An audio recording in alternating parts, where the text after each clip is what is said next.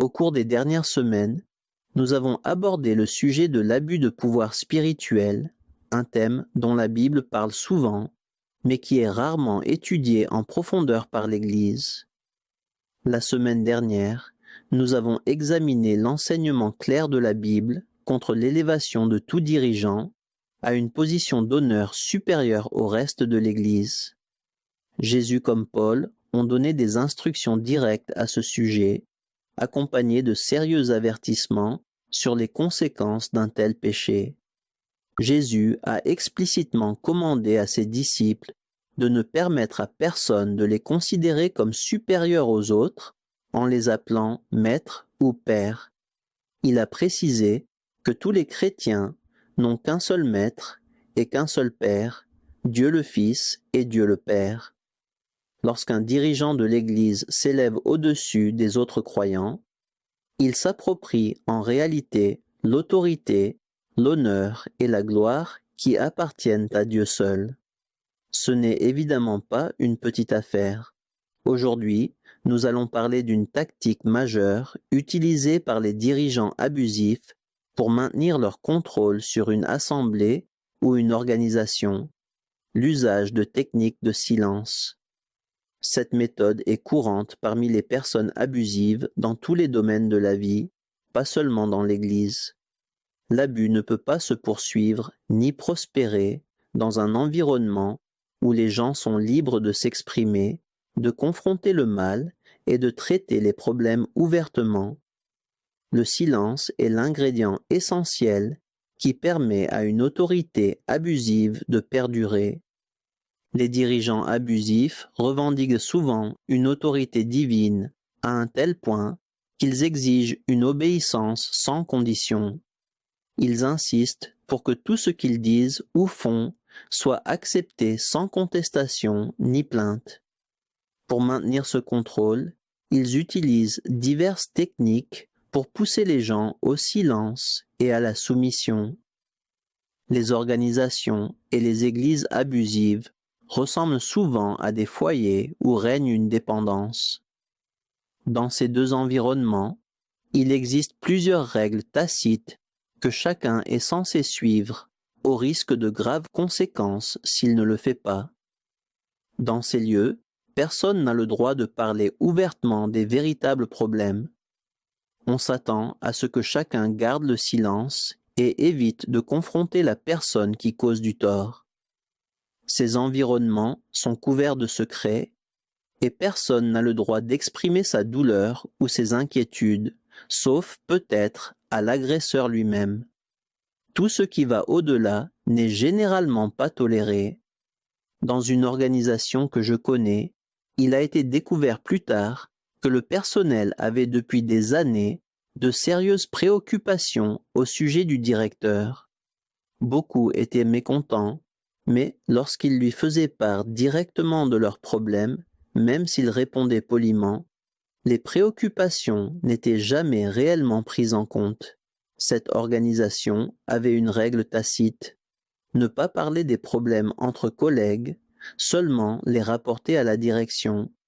Cela permettait à la direction d'ignorer discrètement les plaintes tout en maintenant le personnel isolé. La plupart de ceux qui s'exprimaient croyaient être les seuls à voir le problème, et finalement, ils abandonnaient et continuaient comme si de rien n'était. Ce n'est que lorsque cette règle du silence a été brisée que le personnel a commencé à réaliser qu'il partageait beaucoup des mêmes inquiétudes. Ce n'est qu'à ce moment-là qu'ils ont pu agir collectivement et finalement provoquer un changement de direction. C'est dans des situations comme celle-ci que nous devons faire preuve de grande sagesse dans la manière dont nous appliquons les commandements bibliques, surtout parce que l'écriture peut être si facilement déformée et mal utilisée pour protéger les abuseurs et réduire au silence les victimes.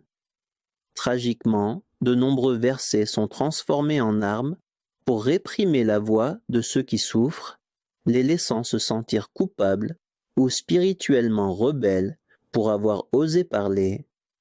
Même après avoir quitté de tels environnements, Il peut falloir des années aux survivants pour retrouver confiance en l'Écriture, si tant est qu'ils y parviennent un jour. Comme nous l'avons répété à maintes reprises, l'Écriture doit toujours être comprise dans son ensemble. Aucun verset ou passage isolé ne doit être utilisé pour définir à lui seul une doctrine ou une pratique. Lorsqu'il s'agit de traiter le péché, la Bible fournit un processus clair et réfléchi, conçu pour traiter les problèmes de manière à minimiser les dommages et à favoriser la restauration autant que possible. Cependant, ce processus ne s'applique pas à toutes les situations et doit être compris à la lumière d'autres enseignements. Matthieu chapitre 18, versets 15 à 17. 15. Si ton frère s'est rendu coupable à ton égard, va le trouver en tête-à-tête et convainc-le de sa faute. S'il t'écoute, tu auras gagné ton frère. 16. S'il ne t'écoute pas, prends avec toi une ou deux autres personnes pour que toute affaire se règle sur les déclarations de 2 ou 3 témoins. 17. S'il refuse de les écouter, dis-le à l'Église. S'il refuse aussi d'écouter l'Église, considère-le comme un païen et un collecteur d'impôts. Jésus enseigne que lorsque qu'un frère ou une sœur pêche, nous devons d'abord aller lui parler en privé. S'il refuse d'écouter, nous devons y retourner avec une ou deux autres personnes. Si le problème n'est toujours pas résolu, il doit être présenté devant l'Église. Et enfin, si la personne refuse encore la correction, elle doit être exclue de la communion. Ce processus est sage et biblique, mais, comme toute écriture, il doit être appliqué avec discernement et dans le contexte approprié. Dans le cadre de notre étude, il est important de souligner que ce modèle n'est pas destiné aux situations impliquant des abus physiques ou émotionnels. Dieu n'attend pas d'une victime d'abus qu'elle confronte seule son agresseur. Cela peut être dangereux et traumatisant. Dans de tels cas, la sécurité immédiate et la justice priment. Plus largement, lorsqu'il s'agit de dirigeants qui pêchent ouvertement ou qui enseignent des choses qui nuisent à l'Église, l'Écriture nous donne une autre instruction. Ils doivent être confrontés publiquement pour le bien et la protection de toute la communauté. Cela ne signifie pas que chaque faiblesse ou mauvaise habitude doivent être exposées, mais, en règle générale, plus le péché est public, plus la correction doit l'être aussi. Nous ne voyons pas seulement des exemples bibliques de ce principe en action, mais nous recevons également des instructions claires dans l'Écriture. Avant de regarder ces exemples, considérons d'abord l'enseignement direct sur ce sujet. Première épître à Timothée chapitre 5, versets 19 à 20. Ne reçois point d'accusation contre un ancien, si ce n'est sur la déposition de 2 ou 3 témoins. Mais ceux qui pêchent, reprends-les devant tous, afin que les autres aussi éprouvent de la crainte. Il est tout à fait biblique de reprendre publiquement les dirigeants, bien que cela soit rarement pratiqué. La plupart des églises et organisations préfèrent renvoyer discrètement les responsables problématiques, en gardant tout sous le tapis, pour ainsi dire. Mais à long terme, cette approche cause plus de mal que la correction honnête, directe et la discipline biblique. Jésus lui-même a publiquement repris les docteurs de la loi, utilisant un langage fort et exposant leurs péchés pour le bien du peuple. Il ne les a pas protégés de la responsabilité publique. De la même manière, l'apôtre Paul a confronté publiquement Pierre à cause de son hypocrisie, car les actions de Pierre avaient un impact négatif sur toute la congrégation et entraînaient d'autres responsables dans le péché. Cette réprimande publique nous est rapportée dans le livre des Galates, Épître aux Galates, chapitre 2, versets 11 à 14. Mais lorsque Céphas vint à Antioche, je lui résistais en face, parce qu'il était répréhensible. En effet, avant l'arrivée de quelques personnes envoyées par Jacques, il mangeait avec les païens, et, quand elles furent venues, il s'esquiva et se tint à l'écart, par crainte des circoncis. Avec lui, les autres Juifs usèrent aussi de dissimulation, de sorte que Barnabas même fut entraîné par leur hypocrisie. Voyant qu'il ne marchait pas droit selon la vérité de l'Évangile, je dis à Céphas, en présence de tous, « Si toi qui es juif, tu vis à la manière des païens, et non à la manière des Juifs, pourquoi forces-tu les païens à judaïser ?» Encore une fois, il est important de souligner que la confrontation publique doit être réservée aux péchés graves et visibles, en particulier ceux qui nuisent sérieusement à la réputation de l'Église ou égarent la congrégation. Plus le péché est public, plus la correction doit être publique. Tournons maintenant notre attention vers certaines tactiques spécifiques que les dirigeants abusifs utilisent pour maintenir leur contrôle sur la congrégation et empêcher les gens de s'exprimer. Comme nous l'avons déjà vu, la première étape pour réduire l'opposition commence souvent lorsqu'un responsable se place au-dessus des autres, en se positionnant dans une autorité exagérée. Ces responsables utilisent fréquemment diverses techniques pour paraître plus justes ou plus spirituels, affirmant être choisis ou appelés par Dieu d'une manière unique. Ce faisant, ils créent un environnement où les remettre en question est perçu comme de la rébellion, non seulement contre eux, mais contre Dieu lui-même. Une phrase souvent mal utilisée par les dirigeants abusifs est une citation directe de l'Écriture « Ne touchez pas à loin de l'Éternel ».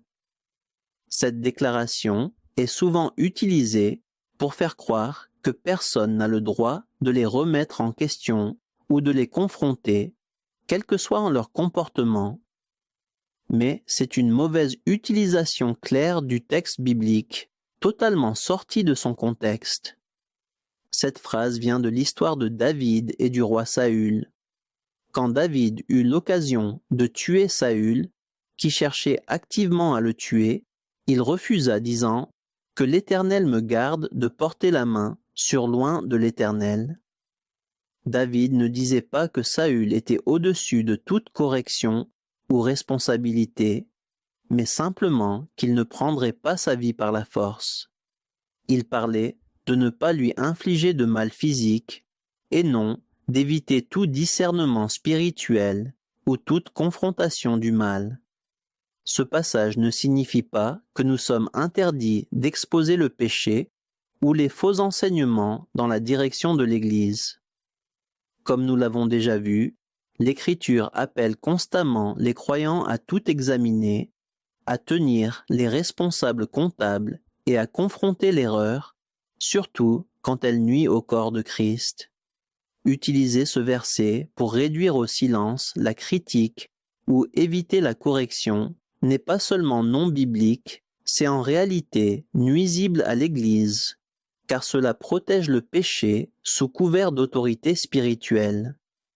Paul a souvent nommé les faux enseignants dans ses lettres, expliquant aux églises pourquoi ils devaient les éviter. Loin d'être un péché, désigner les loups au milieu du troupeau est une responsabilité biblique et un acte de protection essentiel. Nommer ceux qui déforment la vérité n'est pas mal, c'est paître le troupeau. Le Nouveau Testament nous donne un précédent clair avec Paul et d'autres apôtres dénonçant publiquement des individus comme Hyménée, Alexandre, Philette, Démas, Diotrephe, Élymas et les Nicolaïtes. Ces avertissements visaient à protéger l'Église de la séduction et à préserver la vérité de l'Évangile. Un autre moyen utilisé par les responsables abusifs pour empêcher les gens de les remettre en question est d'enseigner à tort que s'exprimer contre eux est de la médisance et donc un péché. Écoutez ce verset, Épître de Jacques, chapitre 4, verset 11. Ne parlez point mal les uns des autres, frères. Celui qui parle mal d'un frère ou qui juge son frère parle mal de la loi et juge la loi. Et si tu juges la loi, tu n'es pas observateur de la loi, mais tu en es juge. Les faux enseignants déforment souvent les Écritures pour éviter d'être tenus responsables. Une erreur fréquente est d'affirmer que toute critique, qu'elle soit vraie ou fausse, est de la médisance et que personne n'a le droit de juger un serviteur de Christ. Beaucoup d'églises ont adopté l'idée non biblique que nous ne devrions jamais juger qui que ce soit, mais l'Écriture enseigne le contraire. Quand nous évaluons les autres selon la vérité de la parole de Dieu, ce n'est pas notre jugement personnel qui est appliqué, mais les normes de Dieu. La Bible n'interdit pas tout jugement, elle interdit le jugement hypocrite et orgueilleux. Jésus nous avertit d'examiner d'abord notre propre vie, mais il n'a jamais dit que nous devions rester silencieux face au péché. Au contraire, le Nouveau Testament appelle constamment les croyants à éprouver, corriger et même reprendre les uns les autres avec amour. La médisance, par définition, c'est répandre de fausses accusations pour nuire à quelqu'un. Mais exposer un faux enseignement ou un comportement pécheur, lorsqu'on le fait dans la vérité et selon la Bible, ce n'est pas de la médisance, c'est de l'obéissance. L'abus prospère dans les églises où l'écriture est tordue pour étouffer la vérité et protéger le pouvoir. Mais la parole de Dieu appelle les croyants à dire la vérité dans l'amour et à se tenir mutuellement responsables. Considérons ce verset qui enseigne clairement que les chrétiens sont en fait appelés à juger au sein du corps. Première épître aux Corinthiens, chapitre 5, versets 9 à 13. Je vous ai écrit dans ma lettre de ne pas avoir des relations avec les impudiques, non pas d'une manière absolue avec les impudiques de ce monde, ou avec les cupides et les ravisseurs, ou avec les idolâtres, autrement, il vous faudrait sortir du monde. Maintenant, ce que je vous ai écrit, c'est de ne pas avoir des relations avec quelqu'un qui, se nommant frère, est impudique, ou cupide, ou idolâtre, ou outrageux, ou ivrogne, ou ravisseur, de ne pas même manger avec un tel homme. Qu'ai-je, en effet, à juger ceux du dehors? N'est-ce pas ceux du dedans que vous avez à juger? Pour ceux du dehors, Dieu les juge. Ôtez le méchant du milieu de vous. Paul nous instruit de ne pas avoir de relation avec quiconque prétend être chrétien, mais vit dans l'immoralité, l'ivrognerie ou la cupidité. Nous sommes appelés non seulement à juger leurs actions, mais aussi à éviter de telles personnes et, si nécessaire, à les exclure de l'Église. Il est entendu que des étapes de confrontation et de réconciliation doivent être entreprises avant d'arriver à de telles mesures radicales, et nous devons aussi reconnaître que ce commandement doit être exercé avec sagesse et discernement. Par exemple, un jeune croyant luttant avec l'alcool pourrait avoir besoin d'encouragement et de prière plutôt que d'une discipline ou exclusion immédiate. Tout au long de ce processus, nous devons nous souvenir de l'enseignement de Paul sur la lutte constante avec la chair et comprendre que la sanctification est un cheminement progressif. Les responsables abusifs accusent souvent ceux qui s'opposent à eux d'être sans grâce, d'être incapables de pardonner, de chercher des fautes et de causer des divisions dans l'Église.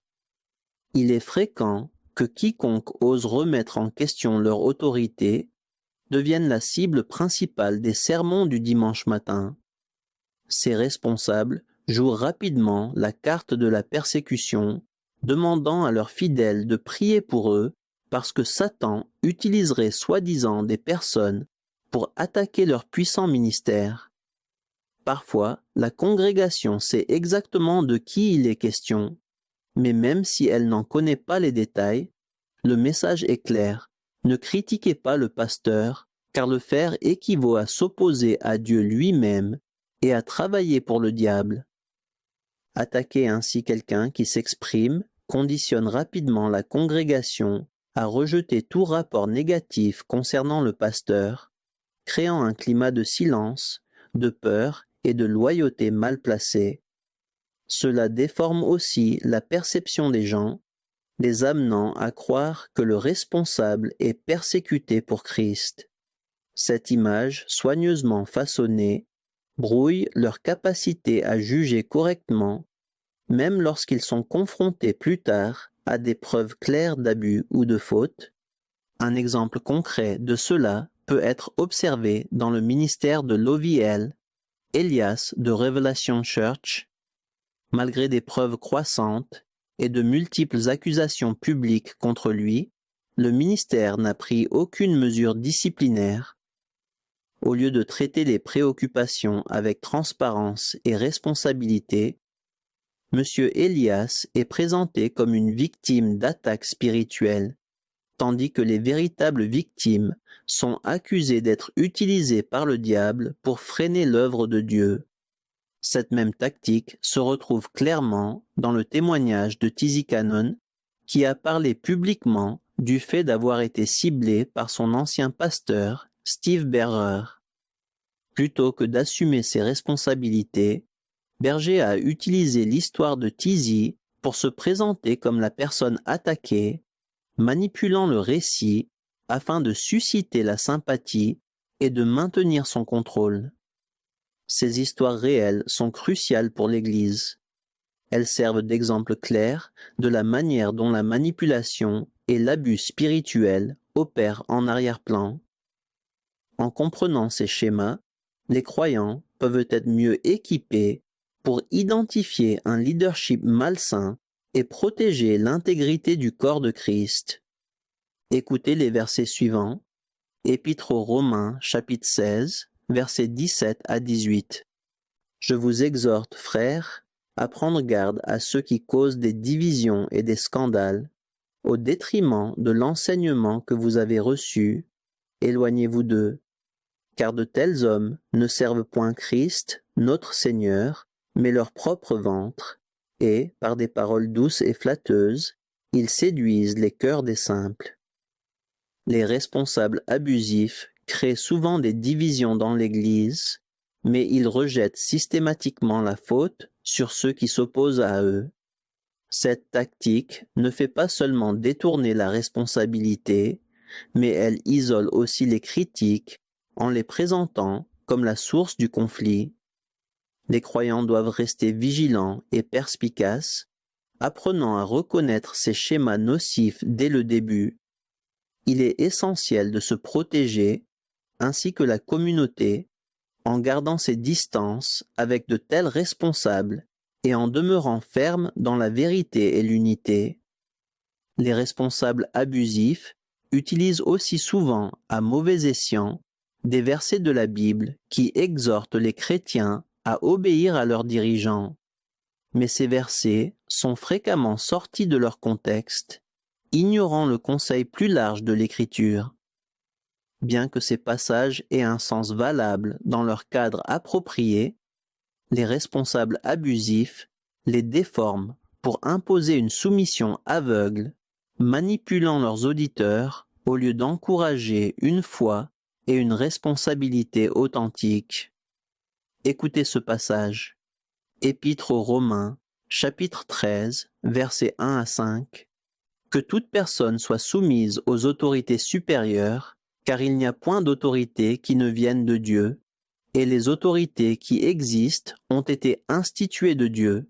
C'est pourquoi celui qui s'oppose à l'autorité résiste à l'ordre que Dieu a établi, et ceux qui résistent attireront une condamnation sur eux-mêmes. Ce n'est pas pour une bonne action, c'est pour une mauvaise que les magistrats sont à redouter. Veux-tu ne pas craindre l'autorité? Fais le bien, et tu auras son approbation. Le magistrat est serviteur de Dieu pour ton bien. Mais si tu fais le mal, crains, car ce n'est pas en vain qu'il porte l'épée, étant serviteur de Dieu pour exercer la vengeance et punir celui qui fait le mal. Il est donc nécessaire d'être soumis, non seulement par crainte de la punition, mais encore par motif de conscience. Bien que Paul s'adresse spécifiquement ici à l'autorité gouvernementale, les responsables abusifs utilisent souvent ces paroles pour les appliquer de manière rigide à l'autorité ecclésiastique. Ils enseignent que les dirigeants d'Église sont divinement établis et que quiconque s'oppose à eux se rebelle donc contre Dieu lui-même et attire sur lui le jugement. Cependant, ce passage, même dans son contexte original concernant les gouvernements, ne peut pas signifier que nous devons obéir aveuglément à chaque loi ou règle, quelle qu'elle soit. L'Église primitive ne s'est pas soumise passivement aux exigences de l'Empire romain. Bien qu'ils respectaient les autorités, les chrétiens refusaient de participer à des pratiques contraires à leur foi. Par exemple, beaucoup refusaient de se prosterner devant l'image de l'empereur ou d'offrir des sacrifices aux dieux romains, pratique pourtant exigée par la loi. Bien que cela conduisît souvent à la persécution, cela démontrait leur engagement à obéir à Dieu plutôt qu'aux hommes lorsque les deux entraient en conflit. Aucune autorité, en particulier celle de l'Église, ne doit être suivie lorsqu'elle contredit directement les lois de Dieu. Pour illustrer cela, considérons l'exemple trouvé dans la 3e épître de Jean, où Gaius est loué par l'apôtre Jean pour avoir résisté à un responsable abusif dans son Église en désobéissant à ses ordres injustes. De plus, Jean instruit les croyants de ne même pas accueillir chez eux un faux enseignant si celui-ci n'adhère pas à la saine doctrine. Avoir une pluralité de dirigeants peut aider à prévenir certains de ces problèmes, mais il n'est pas rare que des églises ou organisations manifestent malgré tout un leadership autoritaire, même lorsqu'elles sont dirigées à plusieurs. Les anciens de l'Église doivent jouer un rôle essentiel dans l'établissement de structures de direction justes et veiller à ce que ceux qui sont en position d'autorité n'en abusent pas. Comme nous l'avons déjà souligné, les responsables d'Église sont principalement appelés à guider la congrégation par un enseignement fidèle et en incarnant une marche chrétienne authentique. Ils sont spécialement équipés pour conduire l'Église dans la vérité et les bonnes œuvres. Les anciens ne sont pas censés être de simples hommes de paille au service du pasteur, ni le pasteur considéré comme le seul chef de l'Église. Au contraire, le pasteur est un parmi les anciens qui conduisent collectivement la congrégation. En conclusion, les Écritures nous appellent à un standard plus élevé, non seulement dans la manière dont nous dirigeons, mais aussi dans la manière dont nous répondons à la direction. Nous ne sommes pas appelés à une soumission aveugle ni à la rébellion. Nous sommes appelés à marcher dans la vérité, dans l'amour et dans le discernement. La santé de l'Église en dépend. L'abus de pouvoir prospère dans l'obscurité, mais la lumière de la parole de Dieu l'expose. En tant que disciples de Christ, nous devons être des personnes de courage, prêtes à parler quand il est plus facile de se taire, prêtes à questionner quand il est plus confortable de se conformer et toujours disposées à défendre la vérité et non des personnalités. L'Église n'appartient à aucun homme, elle appartient à Christ. Il est notre vrai berger, notre maître, notre chef. Tous les responsables terrestres ne sont que des intendants, et eux, comme nous tous, doivent rester responsables devant Dieu et sa parole. Soyons donc fidèles, non seulement dans notre dévotion, mais aussi dans notre discernement. Aimons l'Église au point de la protéger contre ceux qui chercheraient à la détruire de l'intérieur. Souvenons-nous que la grâce et la vérité ne sont jamais ennemies et que la véritable unité se bâtit sur l'honnêteté, l'humilité et un engagement commun envers Christ seul. Merci de nous avoir rejoints aujourd'hui. Que Dieu vous donne sagesse, courage et paix dans votre marche avec lui. Jusqu'à la prochaine fois, restez enracinés dans la parole et affermis dans la grâce. Que Dieu vous bénisse, vous et votre famille.